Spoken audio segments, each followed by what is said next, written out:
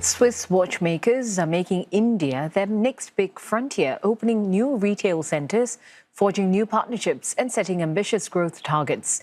The momentum comes amid a landmark trade deal signed last year between India and European nations. Ishan Garg filed this report for CNA from New Delhi.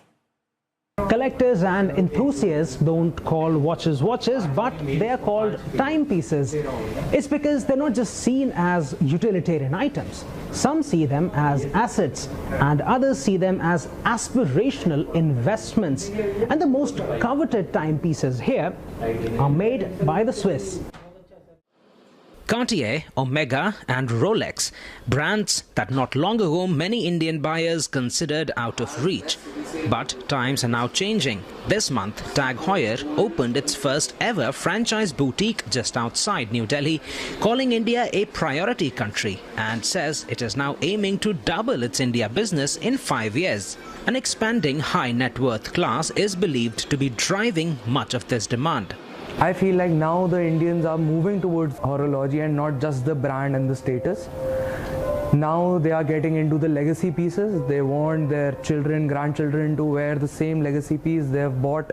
Industry insiders say this is why brands like Hublot and perhaps the most famous of all, Rolex, are all expanding their presence in India. Swiss watchmaker Rado says India has now become its largest market, surpassing both China and the United States, all signs of a maturing market.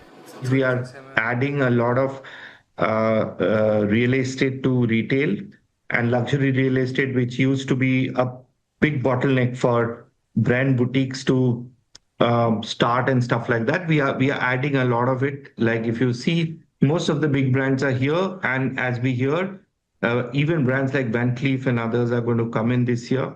The share of premium and above watches in India's total watch sales has jumped from 48% in 2020 to 70% in the 2025 financial year. This comes after India signed a trade deal with the European Free Trade Association, which includes Switzerland. Since it came into effect in September last year, import duties on these Swiss watches have fallen from 22 to just over 15% and are on track to hit zero by 2031. But the depreciating value of rupee against the Swiss franc is just one factor that could derail this growth trajectory. Particularly gold prices, if it stabilizes, then again the input cost, which is particularly for high-end brands which are using a lot of precious metal, will stabilize.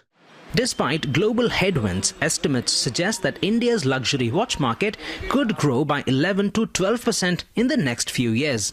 This means that for Swiss watchmakers that have spent years chasing growth in Shanghai and Hong Kong, their next chapter may as well be written in showrooms like these. For CNA, I'm Ishan Garg in New Delhi.